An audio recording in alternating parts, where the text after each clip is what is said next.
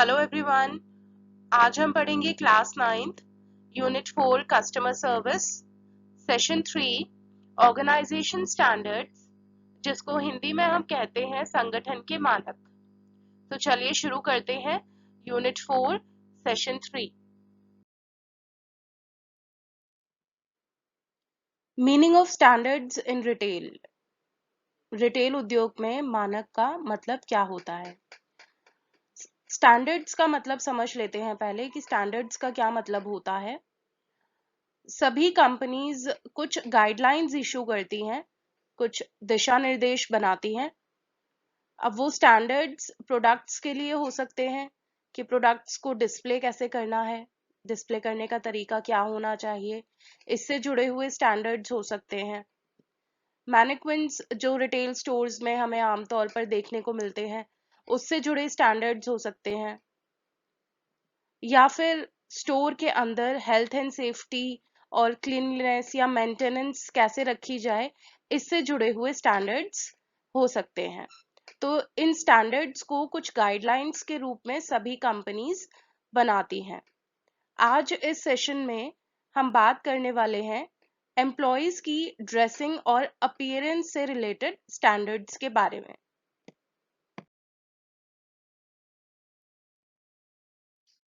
चलिए अब जानते हैं उन बातों के बारे में कि एक कंपनी यदि अपने एम्प्लॉयज के लिए ड्रेसिंग सेंस और अपीयरेंस से जुड़े हुए कुछ स्टैंडर्ड्स बनाती है, तो इससे कंपनी को क्या फायदे होते हैं, कंपनी को क्या बेनिफिट्स होते हैं स्टैंडर्ड्स को मेंटेन करके अगर कंपनी रखती है तो। सबसे पहली चीज, जो एम्प्लॉय की यूनिफॉर्म, जो ड्रेसिंग सेंस और अपीयरेंस होता है, कहीं ना कहीं वो कंपनी के प्रोडक्ट से कोरिलेट हो जाता है, अलाइनमेंट हो जाती है। एम्प्लॉय की ड्रेसिंग सेंस और कंपनी जो भी प्रोडक्ट सेल कर रही है, दोनों को आपस में कंपनी चाहती है कि वो कोरिलेट हो जाए। सेकेंड थिंग इज, कहीं ना कहीं ड्रेसिंग सेंस और अपीयरेंस प्रोफेशनलिज्म को बूस्ट करती है, बढ़ावा देती है। जो एम्प्लॉयज होते हैं अपने जॉब रोल को और अपने ड्रेसिंग और अपीयरेंस को आपस में सिंक करने की कोशिश करते हैं। नेक्स्ट इज, जो एम्प्लॉय होते हैं वो कहीं ना कहीं कनेक्टेड महसूस करते हैं कंपनी से। ड्रेसिंग सेंस और अपीयरेंस के स्टैंडर्ड्स जो होते हैं वो एम्प्लॉयज को हेल्प करते हैं कि वो ऑर्गेनाइजेशन से जुड़े हुए महसूस कर सकें।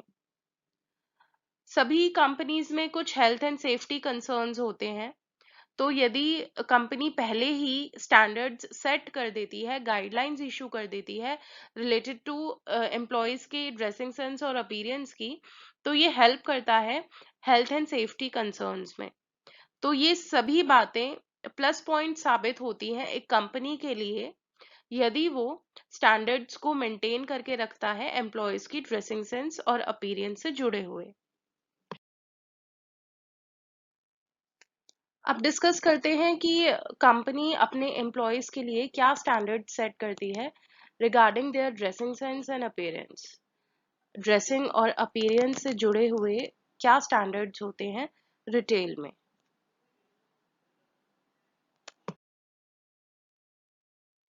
स्टैंडर्ड्स में सबसे पहले आता है ओवरऑल अपीयरेंस, संपूर्ण दिखाव। स्टाफ का ओवरऑल अपीयरेंस डिपेंड करता है उस काम पर जो उन्हें करने के लिए दिया जाता है। जैसे जो स्टोर का मैनेजर होगा उसका ओवरऑल अपीयरेंस अलग होगा, स्टोर में जो रिटेल सेल्स एसोसिएट होंगे उनका अपीयरेंस अलग होगा, और स्टोर का जो हाउसकीपिंग स्टाफ होगा उनका अपीयरेंस अलग होगा। तो ओवरऑल अपीयरेंस जो है वो डिपेंड करता है किस प्रकार का काम एम्प्लॉय को दिया जा रहा है।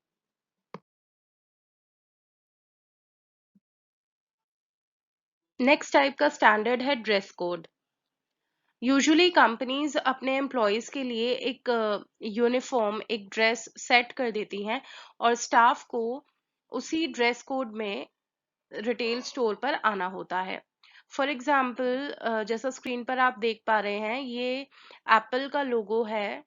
तो एप्पल कंपनी ने अपने स्टाफ के लिए जो गाइडलाइंस इशू की हैं वो ये कि उनको टी शर्ट्स वेयर करनी है विद एप्पल लोगो, जिस पर एप्पल का लोगो पेस्टेड हो, ऐसी टी शर्ट्स उनको वेयर करनी है।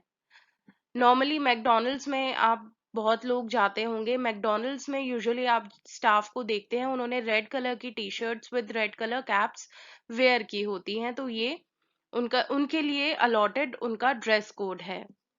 पैंटालून्स के शोरूम्स में जो नॉर्मली हमें देखने को मिलते हैं हर स्टेट में, इसमें कोई पर्टिकुलर ड्रेस कोड नहीं है, लेकिन फॉर्मल ड्रेसअप की गाइडलाइंस इशू की जाती हैं स्टाफ के लिए।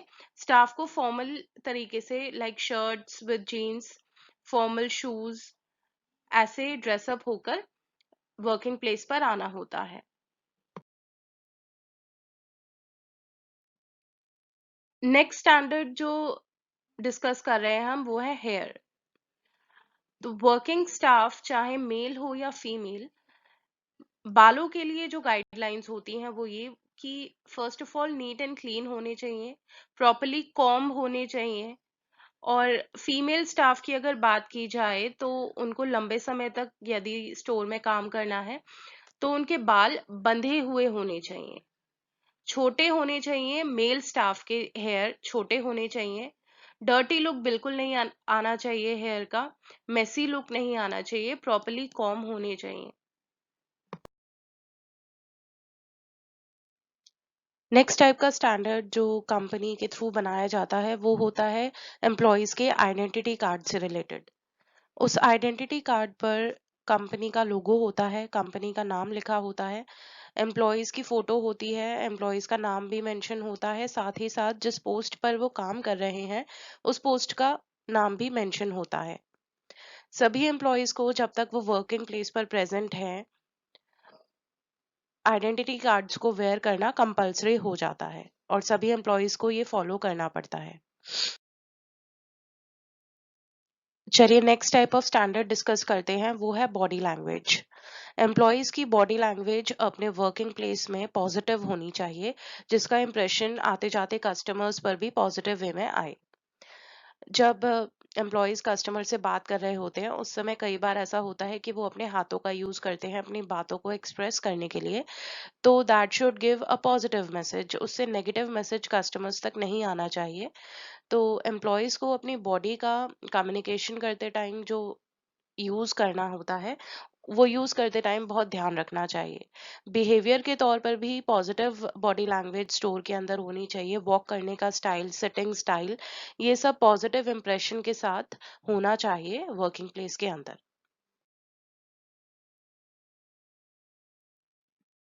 Next type of standard is related to cosmetics, यानी मेकअप जो फीमेल स्टाफ के लिए बनाई जाती हैं गाइडलाइंस। तो फीमेल स्टाफ को मेकअप तो करना होता है, अलाउड होता है, बट लाइट मेकअप अलाउड होता है। लाइट लिप शेड्स लगानी चाहिए। जो भी लाइनर, काजल, ऐसी चीजें फीमेल्स यूज करती हैं तो वो सब लाइट होना चाहिए।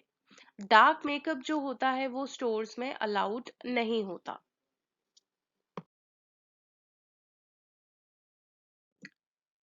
Next type of guidelines is related to tattoos. आजकल टैटूज जो हैं वो बहुत ट्रेंडी हैं। मेल हो या फीमेल्स, सभी को शौक होता है कि वो अपने हाथ पर टैटूज बनाएं। वेरियस टाइप्स ऑफ डिजाइंस बनाए जाते हैं कुछ इस तरीके से। तो यदि स्टोर में स्टाफ में किसी भी मेंबर ने कुछ इस टाइप के टैटूज अपने हाथ पे बनाए हुए हैं तो उनको ये ध्यान रखना चाहिए कि अगर टैटू उनके हाथ पर बना हुआ है तो वो फुल स्लीव्स की टी शर्ट्स पहने और उस कोशिश करें कि वो टैटू का जो पोर्शन है उसको कवर करके रखें। ये स्टैंडर्ड होता है जो कंपनी बनाती है अपने एम्प्लॉयज के लिए रिलेटेड टू टैटूज, कि अगर आपने अपने हाथ पर टैटू बनवाए हुए हैं तो आप उसको कवर करके रखेंगे। चलिए अब डिस्कस करते हैं कि मेल स्टाफ को क्या-क्या सावधानियां रिटेल स्टोर में या वर्किंग प्लेस पे उनको ध्यान में रखनी चाहिए।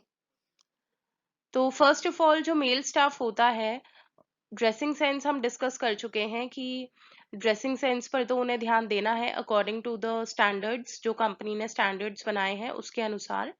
प्लस जो यूनिफॉर्म वो वेयर करें वो नीट एंड क्लीन होनी चाहिए। ये पहली सावधानी है। उनके हेयर्स जो हैं वो कॉम्ब होने चाहिए, डर्टी नहीं होने चाहिए। नेल्स साफ होने चाहिए, बड़े नेल्स नहीं होनी चाहिए। अ, आजकल मेल स्टाफ भी कुछ ब्रेसलेट्स या कड़े वगैरह सिंपल ये वेयर करते हैं, तो ये सब नहीं पहनने चाहिए जब तक आप अपने कार्यस्थल पर मौजूद हैं। तो ये कुछ सावधानियां हैं जो मेल स्टाफ को अपने वर्किंग प्लेस पर जिन बातों का ध्यान रखना चाहिए। चलिए अब बात करते हैं कुछ ऐसी बातों का जिनका ध्यान फीमेल स्टाफ को रखना चाहिए अपनी वर्किंग प्लेस में। तो सबसे पहला वही है कि यूनिफॉर्म जो वेयर की हुई है वो नीट एंड क्लीन होनी चाहिए। हेयर्स अच्छी तरीके से कॉम्ब होने चाहिए, टाइड अप होने चाहिए, बंधे होने चाहिए। डार्क नेल पेंट नहीं लगी होनी चाहिए नेल्स पर।